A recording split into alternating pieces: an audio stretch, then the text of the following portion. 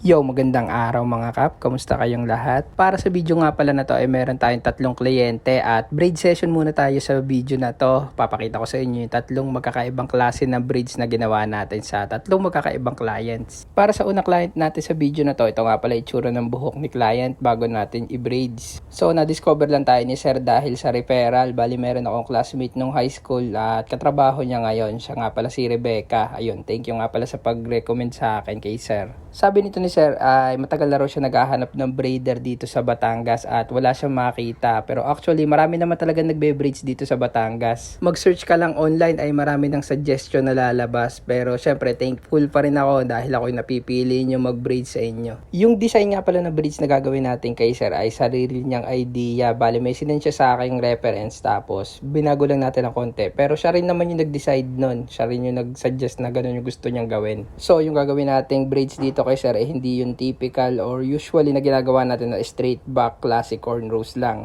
At nagkaroon nga pala tayong price adjustment. Bali, mas pinamura natin yung cornrows natin, especially kung basic or straight back cornrows lang yung papagawa ninyo. Dahil nga medyo uma-advance na tayo, nakakagawa na tayo ng mga detailed cornrows. So, medyo unfair naman sa mga bumabayad ng basic cornrows lang yung papagawa nila. Tapos yung pricing is same pa rin ng detailed. So, ayun, kung gusto nyo malaman yung pricing and other details ng ating braids and cornrows, PM na lang kayo sa page, pag-usapan natin. So, tapos na natin yung braids ni sir at yan, apply muna tayo ng hair mousse. At ito na nga pala yung final outcome na gawa natin kay sir. Bali, sarili niyang design yan. Parang pinaghalong basic cornrows lang tapos criss-cross yung gitna. Sa mga gusto ng ganitong klase ng braids, PM nyo lang ako sa page. At yun, available ako, Lipa City lang, open for home service kahit saan. Dito na nga pala natatapos yung gawa natin sa first client natin sa video na to. Dito naman tayo sa second client. Ito nga pala itsura ng buhok ni client bago natin i-braids at ang gagawin natin sa kanya ay classic cornrows lang.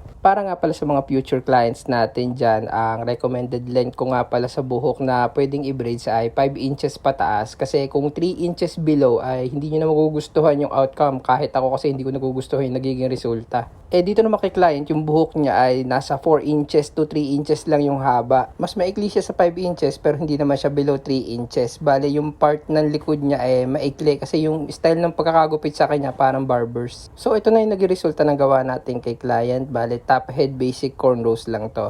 At para sa huling client natin sa video na to, siya nga pala si Sir Jade at home service to sa Villa de Lipa 2, Lipa City. Ito nga pala itsura ng buhok ni client bago natin i-braids at may sarili nga pala siyang reference na gustong ipagawa. Naging mabilis lang yung session namin ni Sir Jade. Siguro mga 2 hours lang ay natapos na namin yung pinaka-braids niya kasi mabilis lang naman to. Nasa 5 inches din naman yung haba ng hair ni client so hindi ako masyado nahirapan. So ito na nga pala yung resulta ng gawa natin kay Sir. Bale, sarili niyang design yan, detailed cornrows. Magkaiba sila sa basic cornrows lang na straight back. So ayun, doon lang naman nagbabago yung pricing natin depende sa design na gusto nyo ipagawa. Dito ko na tinatapos tong video na to. Maraming salamat sa panonood. Para sa mga interested clients dyan, ang shop ko po ay located lang sa Lipa City. Open for home service kahit saan. Gumagawa po ako ng dreadlocks, afro curl, braids, and cornrows. Meron tayong Facebook, YouTube, and TikTok, The Dreadlocks Factory.